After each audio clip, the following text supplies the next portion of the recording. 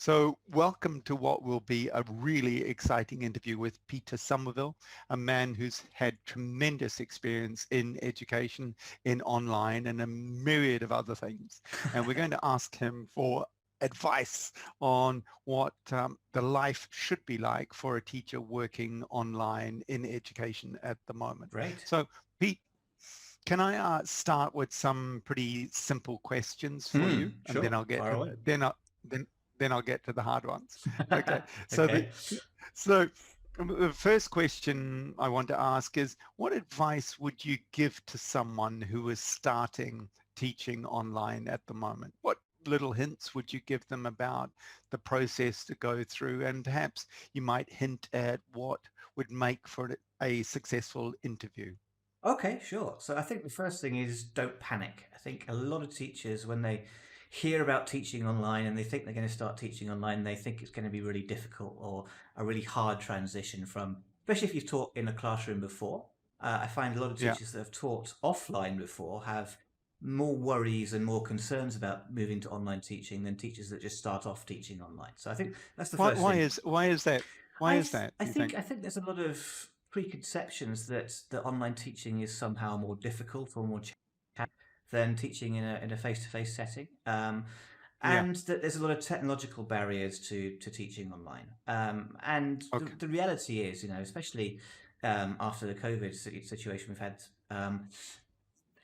most companies are geared up to teach online now. There are a lot of Yeah. people teaching online. I mean, back when I started, there were very, very few people, but now lots of people Yeah. teach online. There's loads of great resources available, and it's Yeah. something that tens of thousands of people have figured out how to do. So there's no reason why you, as a teacher, wouldn't be able to figure that out.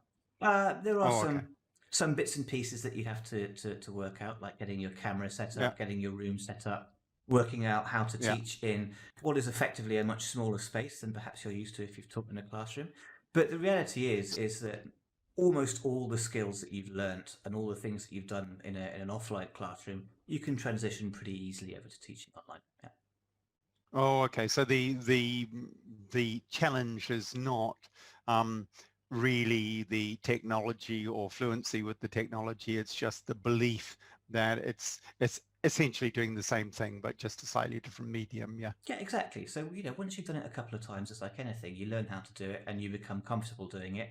And then you forget what you were worrying about in the first place and you just get on with it. And then your concern shifts from, is my camera working? Is the microphone set up correctly? To how do I teach my students? How are they going to participate in the class? How are we going to engage them? What activities am I going to do? And what am I going to teach? Yeah. So I think, as I say, it's Okay. pretty simple process, I think, to switch over to online teaching. Okay, so if you can address the technical requirements, make sure your platform's working well and all that sort of stuff. When that's done, what are the little hints you could give? What guidance could you give to teachers who are going online for their first time? The first thing, it's like anything, you want to practice it before you do it, right? Um, Okay. you'll want to go into your classroom and work out how it works. Because if you're depending on who you're working for, what platform you're working on, there are Yeah. lots of different buttons and things which can be quite confusing at the beginning. But Yeah. actually, most of them are pretty self-explanatory. Most Yeah. of the games and activities you're going to do are probably things that you've come across before. So it's just like any Yeah. other lesson: is go in and plan and prepare. Really. I see. I mean, are there potential downsides in the distractions of the functionalities on a platform? Is it possible for a teacher to get so engaged with mastering those that they lose some of the art in teaching? No, I don't think so. I think if Mm. you've taught when you first teach, you may have that kind of issue. But the reality is that it's like any other kind of thing you do. If you're teaching in an offline classroom, you have to master how to use your whiteboard. If you've got an interactive whiteboard, you have to master how to make sure your audio is set up if you're going to play a song or something like that. It's exactly the same in an online classroom. In fact, in some ways, it's Oh, much easier because everything is right in front of you. You haven't got to worry about moving around, finding things, forgetting to bring things. Whether you're, yeah. forgetting to plug in your CD player or your digital whiteboard, all that kind of thing. So Most companies that you would teach for, or if you're teaching for yourself and you're using your own platform, you'll be very Mm. familiar with it very quickly, and it's really not a big issue.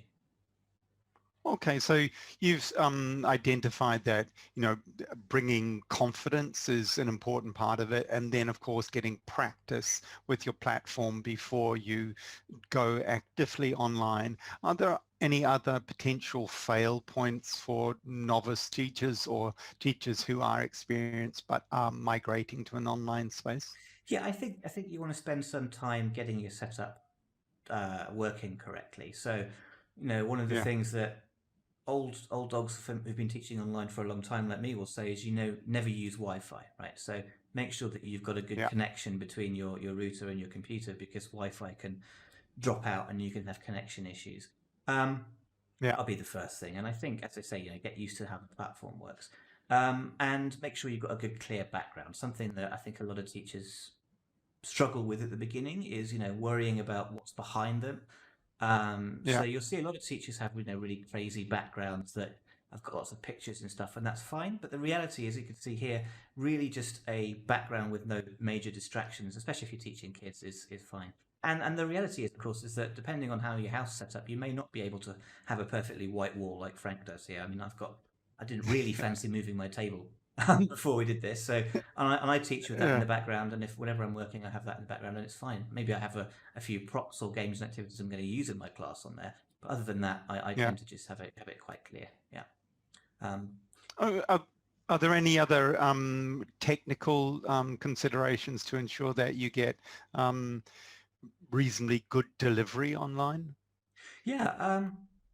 I always say get a good headset. I think that's a really key thing, because Yeah, you're if you're going to be teaching a lot, you're going to be wearing your headset for hours and hours on end. So I always have a wireless headset, because I hate yeah, moving around with a wire here and getting it around your neck and strangling yourself, which has happened to me in the past. So yeah, so there's that, and I would also say have backups for things. So for example, I usually teach on a desktop computer like I'm talking to you on now, but I'll also have a yeah. laptop set up in the background just in case something goes wrong. And the reality is, with online Uh-huh. teaching, that things will go wrong, right?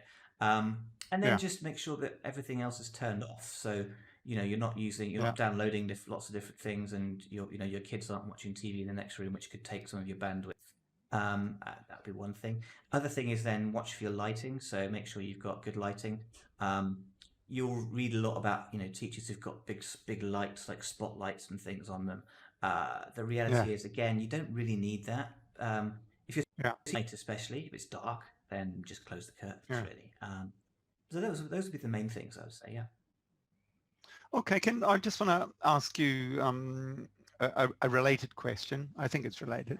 And that is, recently I didn't employ a teacher who was thinking about teaching online. And I asked this particular person about teaching and what learning was. Now, that person didn't know anything about that. They knew about, the platform. They knew about trying to be fun, trying to be engaging. They talked about using TPR, but they didn't know anything about learning as such. So for a novice teacher or a teacher who's migrating to online, how important is it for them to have some background or knowledge or skill in relation to teaching before they move into that online space? Well, it's like any job, isn't it? You wouldn't go for a job.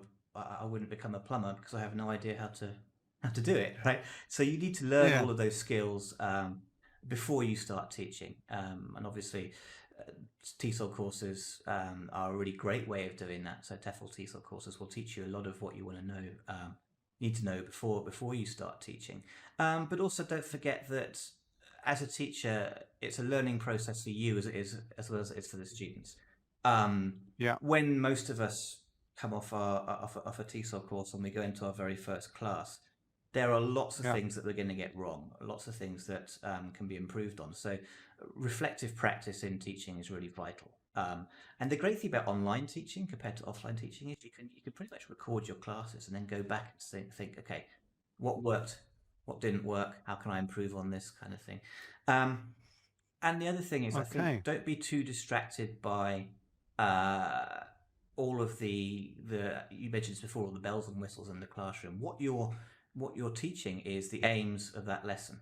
Are you going to be able to? Yeah. What you're doing, is that helping you achieve the aims of the lesson for your students, right? Yeah. Are they able to produce the language that you've been trying to teach them through the lesson at the end? And that's really the key thing, isn't it? It's about making sure that the students are able to produce what you've been trying to teach them in that lesson.